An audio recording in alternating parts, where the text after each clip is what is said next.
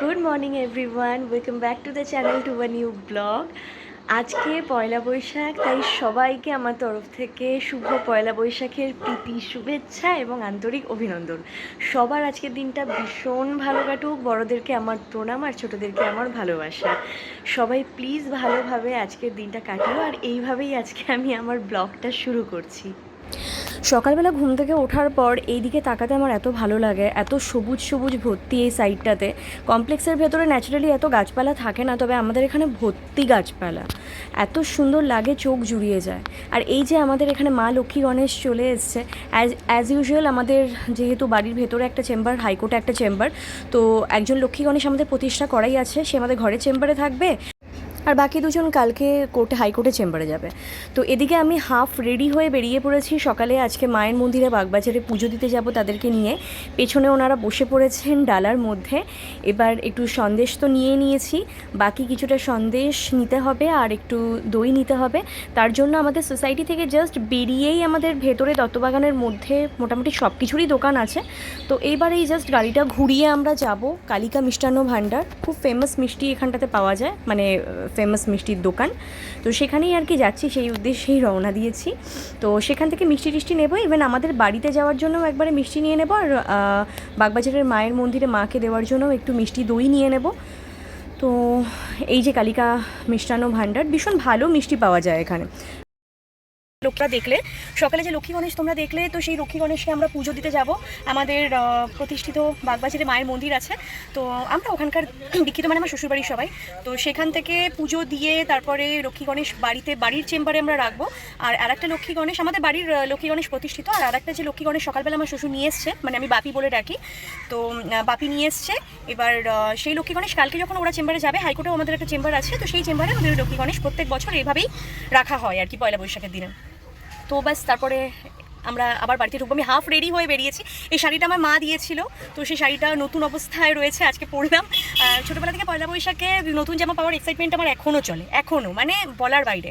তো এখন না কি হয়, সারা বছর ধরে এত জামা কাপড় কিনি, তো সেই জন্য আলাদা করে পয়লা বৈশাখে আর কিনি না, সত্যি কথা। এবার হাস্যকর ব্যাপার, তো নতুন জামা প্রচুর থাকে, তো সেখান থেকেই একটা শাড়ি, মানে মা বললো শাড়ি পরে আসবি। তো ন্যাচারালি আমি শাড়ি পরতে একদম পছন্দ করি না, তো আজকে বাধ্য হয়েই শাড়ি পরলাম, বাঙালি নববর্ষ বলে কথা।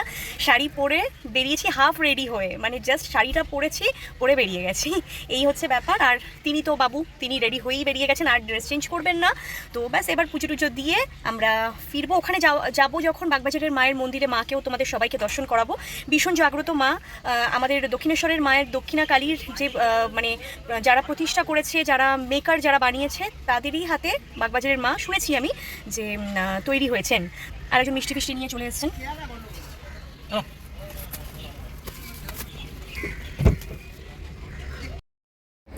এবার আমরা বেরিয়ে পড়েছি। আজকে আমরা বিটি রোড হয়ে যাবো। তো দেখতে দেখতে আমরা মোটামুটি বিটি রোড পাইকপাড়া মোড় থেকে ডিরেক্টলি আমরা টালা ব্রিজ হয়ে আমরা এখন বেরিয়ে যাব। তো টালা ব্রিজটাও তোমাদেরকে দেখিয়ে দিই, যারা ধারে কাছে থেকে দেখবে এরপরে আমার ভিডিওস, তারা তো জানোই যে কোন জায়গা থেকে টালা ব্রিজ যাওয়া যায় আর কি। কারণ ব্রিজটা খুব সুন্দর বানিয়েছে।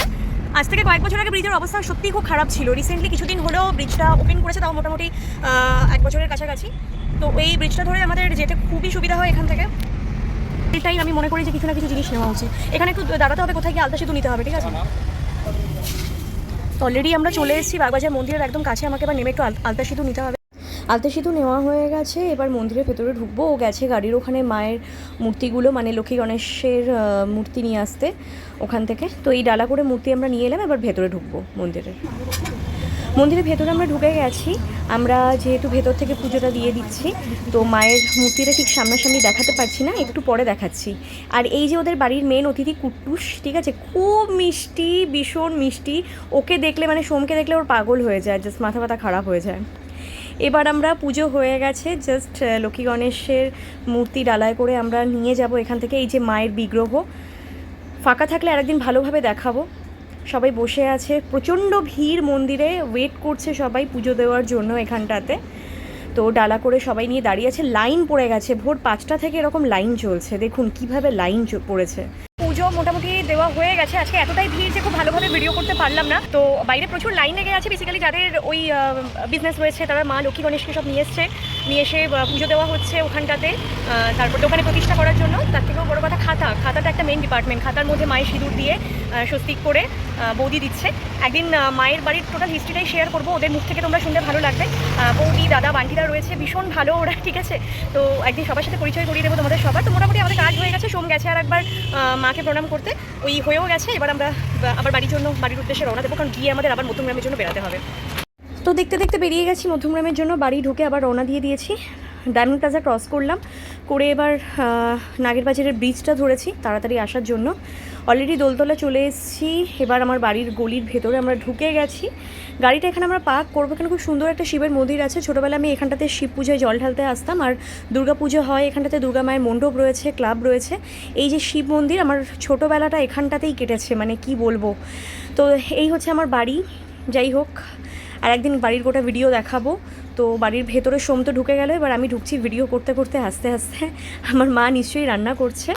তো এই বারান্দা, বাস এবার ভেতরে ঢুকবো। একটু শান্তি এবার, আর কিছুই না। ফ্যানটা চালিয়ে নিলাম। এবার দেখি মা কোথায়। ও ওই যে মা সব কিছু নিয়ে ব্যস্ত। এবার তাড়াহুড়ো করতে আরও বেশি শুরু করে দেবে, রান্নাবান্না করছে। তো আমরা মিষ্টি টিষ্টি নিয়ে এসেছিলাম, সেগুলোই কোথায় কি রাখবে, ঠাকুরকে দেবে নাকি জিজ্ঞেস করছে। কারণ আমাদের কি হয়, ওই বিরিয়ানি কালকে বানিয়েছিলাম, নিয়ে এসেছি, তার মধ্যেই সব মিষ্টি ঢুকিয়ে নিয়েছে। তো এটাও হয়ে গেছেন, ন্যাচারালি ঠাকুরকে দেওয়া যাবে না। তো এই হচ্ছে আমাদের নারায়ণ ঠাকুর। আমরা নারায়ণ ঠাকুরের দীক্ষিত, ঠিক আছে? তো ইনি ছাড়া আমরা কিছুই না, জাস্ট মানে আমি এটাই মনে করি আর কি। আমাদের ঠাকুর এখানটাতে রাখা আছে, আমাদের লক্ষ্মীনারায়ণ প্রতিষ্ঠিত রয়েছে এখানটাতে। আর ইনি হচ্ছে আমার দাদু, বহুদিন আগে আমায় ছেড়ে চলে গেছে, আমাদের সবাইকে ছেড়ে চলে গেছে। আর ইনি হচ্ছে আমার দিদা, তিনিও চলে গেছেন। দাদুর কোলে আমি, মানে ছোটোবেলাগুলো ঠিক এইভাবেই কেটে যায়। এটা হচ্ছে আমার এক ছোট দিদা, সে একটু মাকে হেল্প করছে তরকারি কেটে, মানে তখনও রান্না চলছে আর কি। এখানে ভাজাভুজি বসিয়ে দিয়েছে, মাছও মা একটু কিছুটা ভাজবে, রান্না করবে। তো স্বাভাবিক ব্যাপার, ও আসলে মানে একটা বিশাল এপিসোড চলে। পোস্ত বাড়ছে, একটু দই আর পোস্ত দিয়ে মাছ করবে। অলরেডি কাতলা মাছ বসিয়ে দিয়েছে, দই পোস্ত টমেটো বাটা দিয়ে। এখানে মাছের মাথা দিয়ে ডাল করেছে, যেটা আমার ভীষণ ফেভারিট, ভীষণ। আর মা এটা খুব সুন্দর করে, ভীষণ ভালো করে। আর এদিকে মাটন তো হয়েইছে, কিছুটা মাটন মা তুলে রেখে দিয়েছে, আমি লাস্টে ভিডিও করেছি।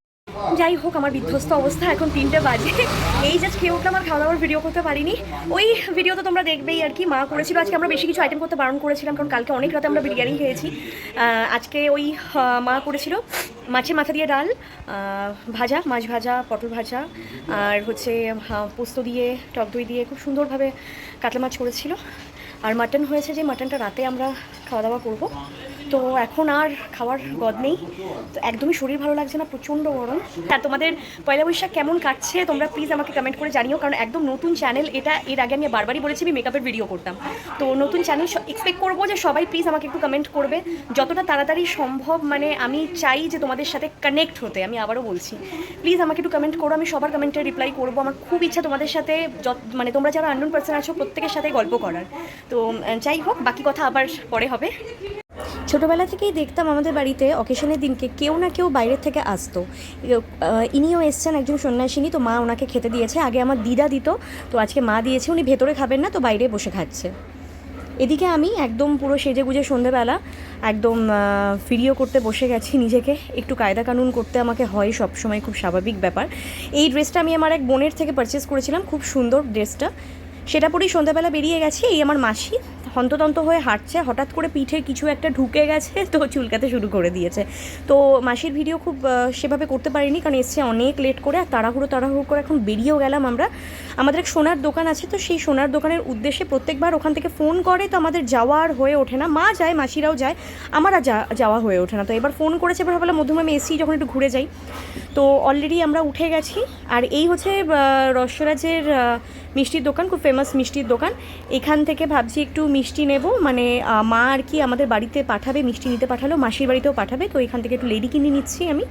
তো অলরেডি মিষ্টি শেষ, তো সেখান থেকে মিশিয়ে নিয়ে অলরেডি আমরা এখন রায় ব্রাদার্সের কাছে চলে এসেছি। দেখো পুরো বিয়ে বাড়ির মতো প্যান্ডেল করেছে, প্রত্যেক বাড়ি ওরা এরকমই করে প্রত্যেকবার। ভিড়, এই পাশে আইসক্রিমের একটা কর্নার করে দিয়েছে। আর এই ভিড়ের মধ্যে না সত্যি এই গরমে আমার এখন আর ঢুকতে ইচ্ছা করে না। তো ভেতরে ঢুকে গেছি অলরেডি, মারও কিছু টাকা পয়সা দেওয়ার ছিল, আমার মাসিরও দেওয়ার ছিল, তো সেগুলোই জাস্ট আমরা দিচ্ছিলাম। আর এই রায় ব্রাদার্স এত বড় করে দিয়েছে, সুন্দর করে আরও বড় করে বানিয়ে দিয়েছে। তো যাই হোক, এখানটাতে আমি গিফট পেয়ে খুব হ্যাপি। এবার আমরা বেরিয়ে একটু আইসক্রিম খেলাম, তারপরে আমরা বাড়ির জন্য রওনা দিলাম। বাড়ি গিয়ে রাত্রেবেলা খাওয়া দাওয়া করে এবার আমরা বেরিয়ে যাব। যাই হোক, আজকের ব্লগটা এখানেই শেষ করলাম। তোমরা পয়লা বৈশাখ কেমন কাটালে জানিও। টাটা।